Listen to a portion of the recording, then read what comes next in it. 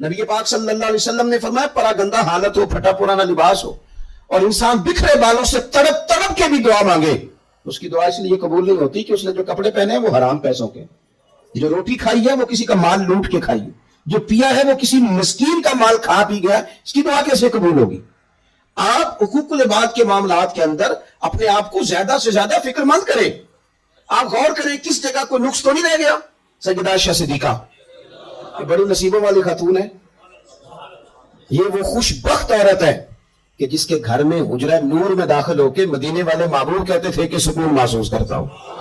حضور کی سیرت بتاتی ہے کہ حضور وہاں سکون محسوس کرتے تھے. حضرت عائشہ صدیقہ نے حضور سے دین لیا اور محبوب کریم کا سر نور ان کی گود میں رہتا تھا جب وہ حضور سے سوالات پوچھا کرتی تھی. سیدہ عائشہ صدیقہ کی عظمتیں حضرت عائشہ صدیقہ رضی اللہ تعالیٰ عنہ روایت کرتی ہیں اور یہ حدیث مبارکہ مشکاہ شریف میں موجود ہے. فرماتی ہیں کہ اعمال نامے 3 قسم کے ہوں گے قیامت کے دن. 3 قسم کے اعمال نامے. مجرم جو ہوں گے جرم کر کے آئیں گے ان کے 3 قسم کے اعمال نامے ہوں گے. فرماتی ہیں میں نے نبی پاک صلی اللہ علیہ وسلم سے سنا کہ 3 قسم کے لوگوں کے اعمال نامے ہوں گے. ایک وہ لوگ ہوں گے وہ والا معاملہ ہوگا جو رب کا بندوں کا عقیدے کے ساتھ ہے.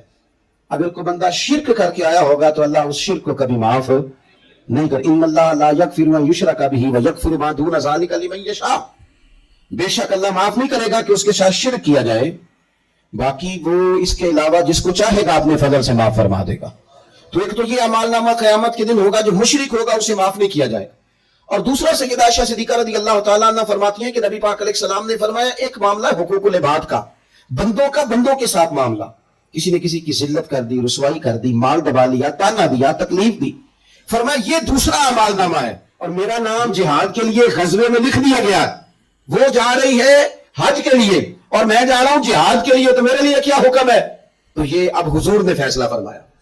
یہ حضور نے فیصلہ فرمایا کہ تبلیغ کرنی ہے، کہ جہاد کرنا ہے، کہ تو نے خانقاہ میں جا کے پیر صاحب کی بارگاہ میں رہنا ہے، کہ تو نے حقوق العباد کو مقدم کرنا ہے. یا رسول اللہ میرا نام لکھ دیا گیا ہے غزوے کے لیے اور میری بیوی جا رہی ہے حج کے لیے، تو حکم کیا ہے؟ تو حضور فرمانے لگے تو غزوہ رہنے دے، اپنی بیوی کا محرم بن کے حج پہ اس کے ساتھ جا، کیونکہ اسے تیری ضرورت ہے. تو جہاں اسے ضرورت ہے تو اس کی ضرورت کو پورا کر. تو اسلام نے ہمیں شب برات پہ آپ صرف کیا معافی مانگیں گے کہ یا اللہ جو نماز نہیں پڑھی اس کی معافی دے، تو وہ بھی مانگنی ہے آپ کو 100% مانگنی ہے. آئندہ سے نمازیں پوری کرنے کا عہد کرنا ہے. لیکن میرے بھائی جو آپ نے حقوق العباد ضائع کیے ہیں ان کی بھی آپ کو معافی مانگنی ہے اور سامنے والے سے معافی لینی ہے راضی کر کے، بندوق کے زور پہ نہیں. کیا آپ ٹیلی فون کر کے کہیں میں نے میسج لکھا تھا تو آپ نے جواب کیوں نہیں دیا، رپلائی کیوں نہیں کیا؟ آپ کہیں میں نے معاف کیا، بھائی آپ بندوق کے زور پہ معافی لیں گے؟ آپ راضی کریں. جب کسی سے معافی لی جاتی ہے تو اسے راضی کیا جاتا ہے، کہا جاتا ہے کہ اس جگہ میری غلطی تھی، میں تجھ سے معافی مانگتا ہوں. تو حقوق العباد کا جو مسئلہ نہ دیکھیں، میرے نبی پاک علیہ السلام کی حدیث موجود ہے ترغیب و ترہیب کے اندر. ایک شخص نے آ کے عرض کی یا رسول اللہ صلی اللہ تعالی علیہ وسلم میں جہاد پہ جانا چاہتا ہوں پر طاقت نہیں رکھتا، کمزور ہوں. حضور نے فرمایا ماں باپ میں سے کوئی ہے؟ بلے شاہ تو آسمانی اڈدیاں پڑھنا ہے، جیڑا گھر بیٹھا انہیں پڑھیا ہی نہیں. ماں باپ میں سے کوئی ہے؟ یا رسول اللہ میری والدہ زندہ ہے. تو نبی پاک علیہ السلام نے فرمایا گھر جا کے اس کی خدمت کر. اس نے خالی جہاد کا پوچھا تھا، جہاد کا. حضور نے 3 باتیں ارشاد فرمائی. ماں زندہ ہے، حضور زندہ ہے، فرمایا گھر جا کے اس کی خدمت کر، اللہ اس کی خدمت پر حج کا ثواب بھی دے گا، عمرے کا ثواب بھی دے گا اور جہاد کا اجر بھی عطا فرمائے گا. انہیں ایک بات پوچھی ہے تجھے 3 چیزوں کا ثواب ملے گا، شرط یہ ہے کہ ماں کے قدموں سے جڑ جا. جا کے اسے راضی کر، جا اس کی نوکری کر، جا کے ماں کی خدمت کر، اس کے پاس بیٹھ، اس کے دل کو مطمئن کرنے والا وقت اسے دے. تو یہ آپ خالی نماز پر اکتفا نہیں کریں گے، آپ حقوق العباد کا بھی پورا لحاظ کریں گے. پورا آپ حقوق العباد کا لحاظ کریں گے. حقوق العباد ہر جگہ آپ کسی میں، آپ کے شیخ کے بھی حقوق ہیں، استاد کے بھی حقوق. یہ کیا بات ہوئی کہ مان بھی لیا، کہہ بھی لیا، غلامی کر بھی لی، دعویٰ بھی کر لیا، اور پھر کیا بات ہوئی؟ پیار بھی کرنا اور کچا کرنا اور تھوڑا کرنا، اور یہ کہ پھر اس میں کمزور پڑنا اور پھر اس کے اندر جو ہے وہ اس طرح کر کے کمزوری لانا. یہ کوئی آئین وفاداری نہیں ہے، یہ کوئی طریقہ پھر درست نہیں ہے.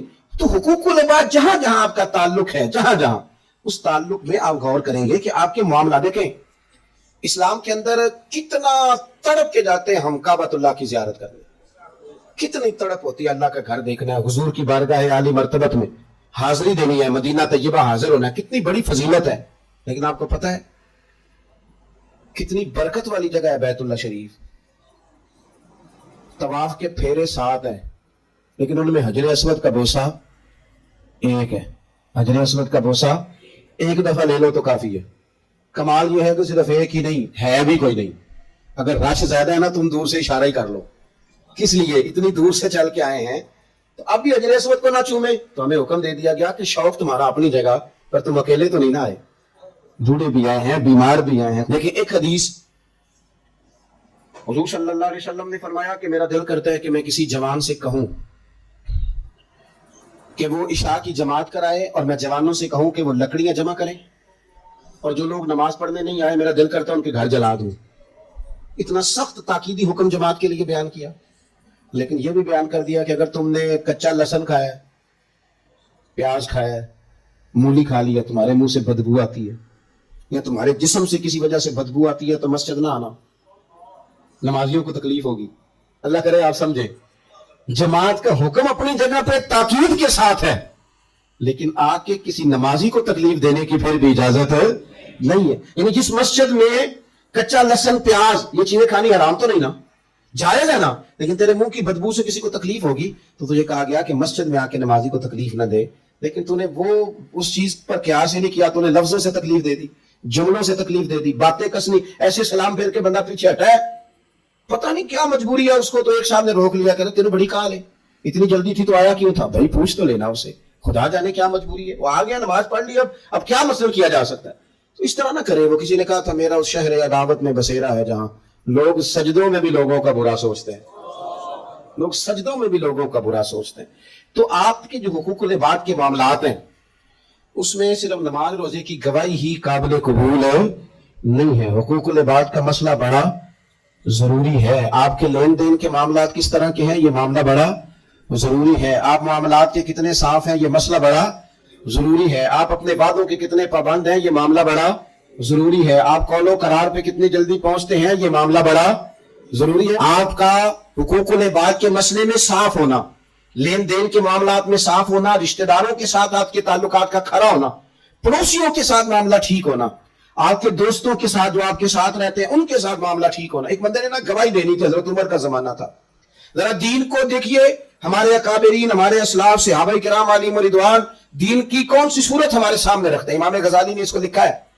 हजरत उमर फारूक रदी अल्लाह तआला अन्हु का जमाना था, तो कोई मसला, कोई मुकदमा पेश हुआ, तो एक साहब किसी की गवाही देने लगे और तारीफ करने लगे, बंदा बड़ा अच्छा है, बंदा बड़ा अच्छा है।